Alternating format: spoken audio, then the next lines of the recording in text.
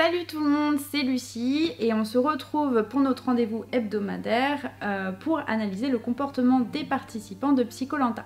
Aujourd'hui, on va voir ce qui s'est passé au sein de l'équipe des jaunes. Après leur défaite lors de l'épreuve du partage de l'eau, il y a des tensions qui montent au sein de l'équipe. Donc tout de suite, vous allez voir les images.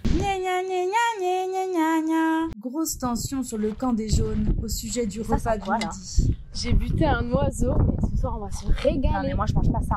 Pourquoi t'es malade? Non mais Mathilde, t'as du sang partout, ça me dégoûte. Qu'est-ce qui t'a pris de le tuer? Il ressemblait à quoi ton oiseau? Il était grand, noir, avec des plumes un peu vertes. Attends, il nichait où? Là-bas derrière, dans les dunes. Mathilde, t'as buté un toucan des îles Vierges. C'est ultra rare.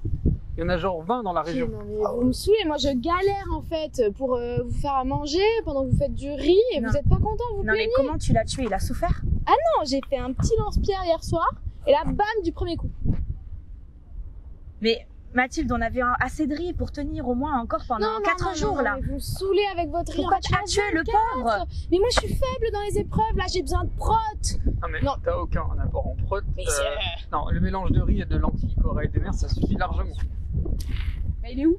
Et finalement Antoine qui mettra tout le monde d'accord en ne laissant aucune part du festin. Alors ici, on observe un conflit de valeurs et de croyances qui guide les actions et les comportements des individus vis-à-vis de la consommation de viande. Donc d'un côté, on va avoir le bien-être animal qui va être moteur du comportement d'Andrea. De l'autre, on va avoir la protection de la biodiversité qui semble être le moteur du comportement de Martin.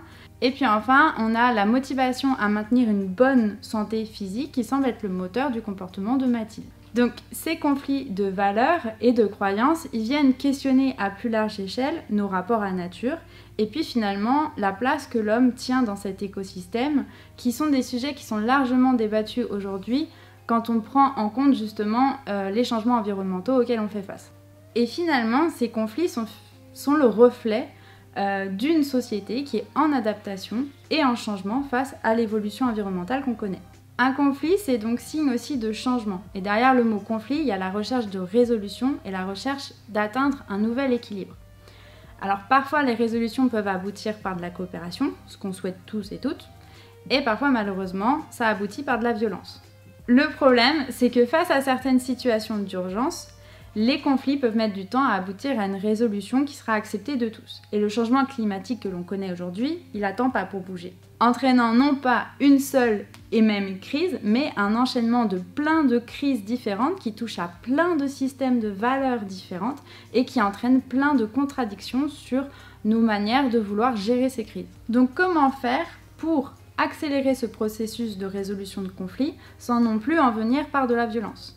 Comment faire finalement pour améliorer le dialogue entre les groupes sociaux et aboutir à une coopération pour faire face à différentes crises qui toucheront de toute façon tout le monde de près ou de loin. C'est justement tout le projet de ma thèse appliqué à une zone d'études qui est le Mont d'Or, situé dans le Haut-Doubs en Franche-Comté, qui est un massif de moyenne montagne. Et ce territoire, il fait face à un changement majeur. Afin de s'adapter en fait à un manque de neige à venir, la station de ski de Métabier a décidé d'anticiper la fin potentielle du ski alpin en proposant dès maintenant une transition touristique, donc de passer d'un tourisme de ski alpin à un tourisme de 4 saisons avec différentes activités proposées, type VTT, trail, ski de fond, randonnée, etc. Cependant, ces pratiques elles soulèvent deux enjeux majeurs sur le territoire. Le premier, c'est un enjeu environnemental, parce qu'elles risquent d'être source de piétinement ou de dérangement pour la faune et la flore sauvage du massif. Et le deuxième, c'est un enjeu sociétal, parce qu'elle risque d'être source de conflits d'usage avec les autres activités humaines présentes sur le massif, principalement élevage, chasse et sylviculture. Donc le but de ce projet de recherche, c'est de concevoir un outil qui aidera les acteurs du territoire à coopérer et à se mettre en action collectivement autour d'un but commun, préserver leur massif. Cependant, en partant d'une crise commune qui touche tout le monde, donc là, pour le coup, c'est la destruction de la biodiversité, ça peut faire émerger diverses réponses pour faire face à cette crise qui peuvent être contradictoires et qui peuvent faire justement émerger des conflits. Par exemple, face à la crise de la biodiversité, on peut penser qu'il faut justement réguler les espèces animales pour les aider justement à se maintenir, ou alors on peut au contraire penser qu'il faut bannir la chasse. Mon but est donc de comprendre en fonction de différentes crises quelles seront les réactions des individus en fonction du groupe social auquel ils s'identifient, et ensuite de les aider à s'organiser pour former une réponse commune face à la crise. Donc si vous voulez plus d'infos sur mon projet de recherche, je vous laisserai mes coordonnées en description de la vidéo. Et je vous dis à la semaine prochaine pour l'analyse de la prochaine vidéo.